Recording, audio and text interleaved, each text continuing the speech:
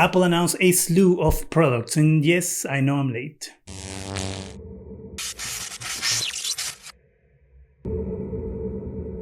Hi, welcome to ZGadgetReview. A few days ago, Apple had their big announcement where they announced all refresh of products and new features for their products.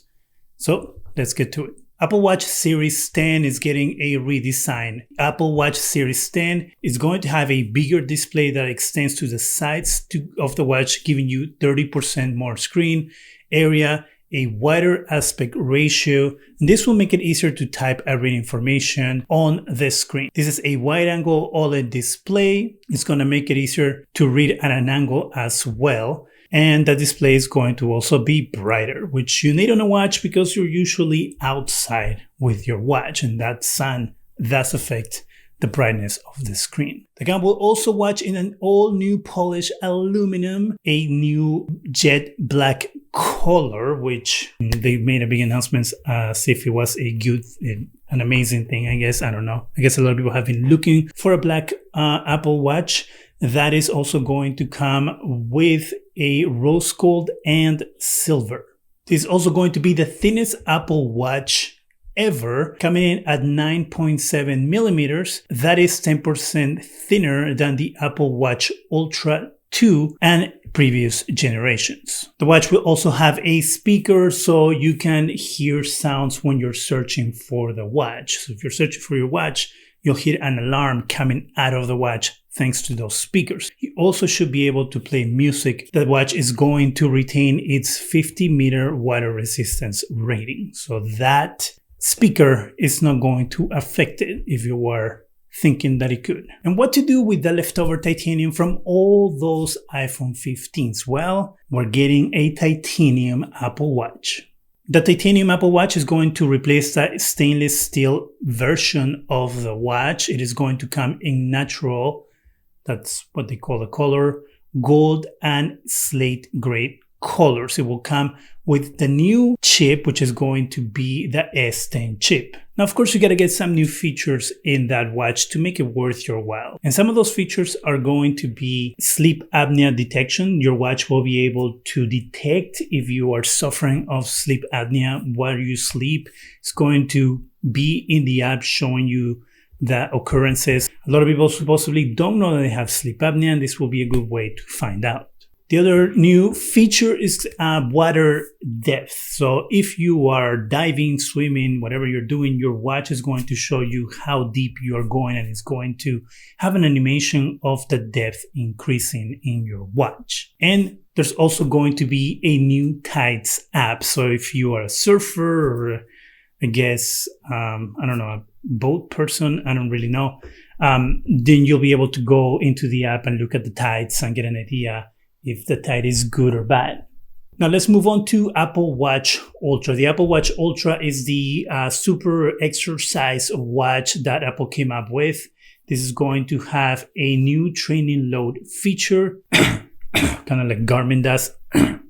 It will track your swimming workouts from strokes to time per lap and more. This is technically made for those people who are looking for a workout watch, and the regular Apple Watch won't do. This will come in a new finish of satin black, using of course the titanium they love, letting you know that it's the same material used in aerospace industry. Aerospace grade titanium. Here, the Apple Watch Series 10 is going to sell for $399 for the GPS version, $499 for the GPS Plus cellular version. It's available for pre-order right now, and it's going to come out on September 20th. While the Apple Watch Ultra 2 is going to retail for $799, and that has a GPS Plus cellular connection version. Again, this is available for pre-order now and comes out on September 20th. There's updates on the Airpods, and there's also new Airpods, kinda. So let's get into it. The Airpods 4 will come with the H2 chip. It is going to improve sound by giving you richer bass and clearer highs. You will also be able to get personalized spatial audio. It will have voice isolation so people can hear you better when there's noise around you. The case will of course come with a USB-C port. Finally, Apple is being all pretty much USB-C. Thank you, EU, for that. There's going to be a second model of AirPods 4. So you're going to have the AirPods 4 regular, and then you're going to have the enhanced AirPods 4. So this is going to have active noise canceling that the regular AirPods 4 won't have. Now, this will also have adaptive audio based on the environment. So if you go from a loud place to a quiet place, the headphones will automatically change the volume and the sound in order to match the environment that you're in. The case will also come with a speaker, so when you lose your AirPods and you're searching for them, they will emit a sound for you to be able to find them. Now, pricing is going to be AirPods for $129, so that's going to be the entry-level price for the AirPods. AirPods 4 with active noise canceling is going to be $179. That's a $50 bump in order to get that active noise canceling. Now let's talk about the Airpods Max. Yes, those really ugly over-the-ear headphones that Apple came up with. One, they're still ugly. Two, they have updated ones that look exactly the same as the ones before, but these ones are going to come with different colors. There's going to be new color selection that you didn't have before, and they will also include new personalized spatial audio feature. They're still way too expensive at $549. That's it for that. Let's move on to the AirPods Pro 2. These ones are the very top of the line AirPods for Apple. The AirPods Pro 2 will have 3 new health features. It's going to have hearing protection, so you don't go over sounds that are too loud that could damage your hearing. Another feature is going to be a hearing test that you can do at home. So you'll be able to do an actual doctor grade hearing test at home instead of having to go to, an ear and throat doctor to get it done. I personally will still go to a doctor, but hey, at least you have that choice. And the last thing that they're going to add is going to be able to make the AirPods Pro 2 and make it work as a hearing aid. So you won't have to spend money on buying a new hearing aid. I know it sounds good, but my dad, my grandma have hearing aids. And I know it's like a whole process where they tune the hearing aids to you because you need to kind of relearn how to hear. And I know there's a process for that. I know you go to the doctor a few times to go back and forth, while you're testing it out technically in the real world and come back and things like that. So I wonder how they're going to go around with this, or if this is going to use the mics to enhance what you're hearing and not really work as a true hearing aid. So these features were touted as coming later in the fall. That we're waiting for approval from the FDA. A few days ago, the FDA granted the approval, so you should be having those features coming very, very soon. The AirPods Pro 2 are going to retail for $249, so $250 pretty much. Now let's move on to the main thing here, the iPhone 16. The iPhone 16 this year is supposed to be this AI phone, kind of like the Pixel 9 Pro and Pixel 9 Pro XL are for Google. The iPhone 16 is going to be the AI phone. It is going to be made out of aluminum with new colors, ultramarine teal and pink. Water and dust resistant, new stronger ceramic shield, which supposedly is 50% stronger than the previous ceramic shield, is going to have up to 2000 nits in brightness and is going to go as low as 1 nit. iPhone 16 is also going to become larger. It's growing up. So we have the iPhone 16 at 6.1 inches and the iPhone 16 Plus at 6.7 inches. The iPhone 16 now comes with a programmable action button, which I think they came up with last year. We'll also have a new camera control button, which is a new hardware button in order to be able to do special things with the camera. This is a button that's just for your camera, okay? And we're going to get into more of that in just a minute. The iPhone 16 is going to come with an A18 chip, which of course was designed from the ground up for AI in mind. This is going to be 2 times faster for machine learning. Technically, the chip is going to be better, faster, and more energy efficient than the previous chips. Now, this is going to be 30 times faster than the chip for the iPhone 15. GPU performance is going to be 40% faster than the iPhone 15. So technically, this is going to be a super phone with AI in mind. And gaming, because they talked a lot about gaming. Now, the part that I was kind of disappointed about was the AI presentation. The AI portion of this presentation pretty much just retreaded through everything they announced before, which kind of made it a little lackluster. So if you're interested in what AI features are coming to the iPhone and iOS, you can go to the video in the description section. The AI features will be available in beta next month through a software update. Now, the iPhone 16 is going to have a brand new feature that you have never ever seen anywhere else. This is called visual intelligence. Technically, what it means is when you point your phone with the camera to a sign, for example, of the restaurant like they did on the example, you'll get information about that restaurant. I think I've seen that before a million times for at least the last 20 years. Anything we needed AI for that. Now let's talk about that new camera control button. The new camera control button is actually kind of cool. So you have a recessed button that seems to be tactile, and also you can press it in order to activate your camera. So it's going to work as a shutter button for your camera. It's technically what it is. And when you press it, the camera is going to turn on. And then when you double tap it, you're going to get menu where you can choose different features for the pictures you want to take. If you don't double click that thing and you just swipe over it, it becomes a zoom button. But it's something that you can do as well with the volume button. I think, again, I'm not an iPhone user, so I'm going to assume you can do it with the volume button because we can do that on Android. But I think the whole idea is that this is going to be a lot smoother, so you won't have that drastic change when you are using like a volume button for zoom, and also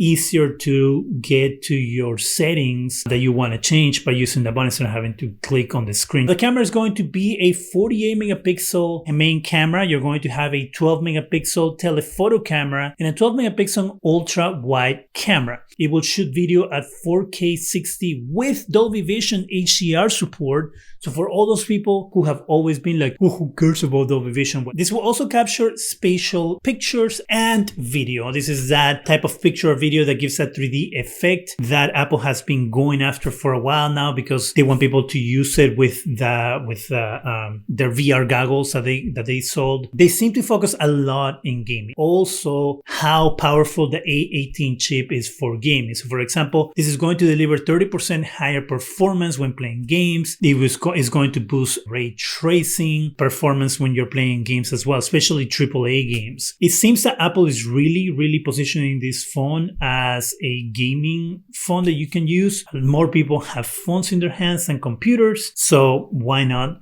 target that demo? Now, the phone is going to be available on September 20th. The iPhone 16 is going to sell for $799, while the iPhone 16 Plus is going to sell for $899. Now, let's talk about the iPhone 16 Pro. Now, the iPhone 16 Pro is also going to get bigger. The iPhone 16 Pro is going to be 6.3 inches, while the iPhone 16 Pro Max is going to be 6.9 inches. So it's going to be almost a 7-incher. It will come with a new durable ceramic shield, whatever the hell that means. I love the names that Apple uses for the shit. And they're doing the titanium thing again. Of course, this is aerospace, the same titanium that is used in the aerospace industry. Look, my God, we get it. Anyway, keep going. This, of course, is going to have the largest iPhone battery ever. It is going to use the new 818 Pro chip. Pro, you gotta love the Pro.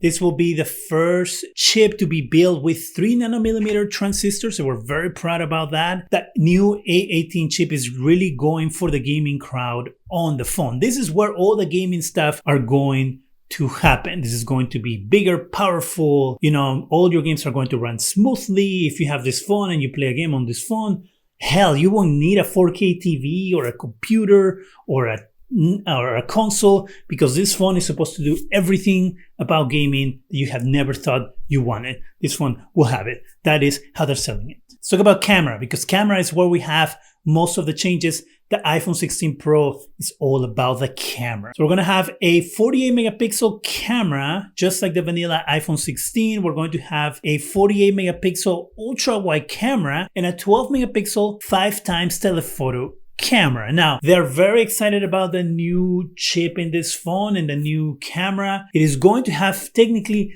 0 shutter lag. So when you take a picture, the moment you press that button, it is going to take a picture. They're adding a way to edit pictures right on the phone. That seems pretty intuitive. Actually, it looks pretty cool. I wish that Android will do something like this. For video, they're adding something called cinematic slow motion. They introduced it with this very cringy slow motion video that just was awful to look at. Why are we walking so slowly?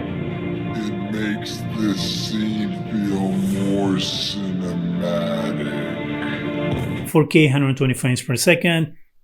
There you got it. Now, the other thing they're doing is they're adding a way for you to preview your videos at different frame rates. So you'll be able to change the frame rate right on the phone so you can get an idea of what the video that you just took looks at different frame rates. And that is actually something that is pretty cool. They're also adding different grids to the phone when you're taking video. That way you can preview what the frame is going to look like. If you're trying to shoot it as a movie, if you're trying to do a regular grid, then you'll be able to use those features. And I think those are the things that Apple does when it comes to their phone and video that are actually really, really cool. The Macs are getting a big upgrade as well. They're using audio mix, is what they're calling it, right on the phone in order to give you good audio when you're shooting. You'll be able to tinker with the audio right on the phone as you're shooting the video in order to get the best sound possible. You'll be able to isolate the voice of the actors versus the background. There is a lot there that is actually pretty cool. Again, Apple does this very, very well, and I'm a little jealous of it.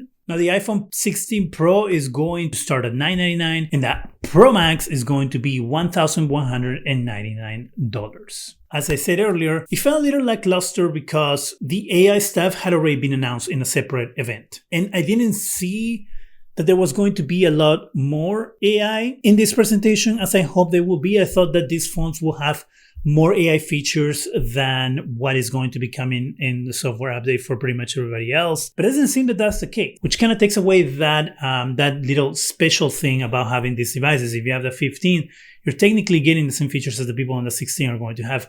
Of course, there's going to be some things that you won't have because capabilities and stuff, but technically you're going to be in par with the people with the iPhone 16. And I don't think that the iPhone 16 has that big of a leap. And that's something that I think I say every year that I do these videos. Apple isn't doing a lot of innovation, right? They add a shutter button to the phone. And they do the software thing for the edits and stuff like that. But is that enough to spend $990 on a new phone? I don't think so. Or $1,200 on a new phone. Like I said, I was hoping more of an AI point of view. The watch, I think, is a good improvement. You do need a bigger screen. That screen should be bright. The screen should be able to be seen from any angle like this, like that. And that is something that, I cannot do with my watch. For example, if I'm looking at it like this, I can't see anything. I just see glass. So I have to tilt it and go like that in order to see it. Then talking about the Airpods. The Airpods, I guess, you have to give an option to people to go between $120 and $250. And so having that $179 option for the active noise canceling is a good option. And I'm going to say right now that the $179 model is probably going to be the best selling model out of the iPods 4, because I think that eventually they're going to get rid of the vanilla iPods 4 and just go from the iPods 4 active noise canceling and the top of the line. I think that will make sense. So that was the Apple event. Apple really is pushing for gaming on their phones. They talked a lot about gaming on their phones, a lot more than I thought they would. I thought they were going to talk more AI, but they talked about a lot more gaming. And that was surprising to me. So it shows you kind of the direction that Apple is going with their phones in gaming. What do you think about the new iPhone products? What do you think about that lackluster AI portion of it? Let me know in the comment section. That is it for me. Go ahead and subscribe. Give us a thumbs up. It really helps the channel. Go ahead and hit that bell so you can be alerted every time we have new videos. And thank you very much for watching.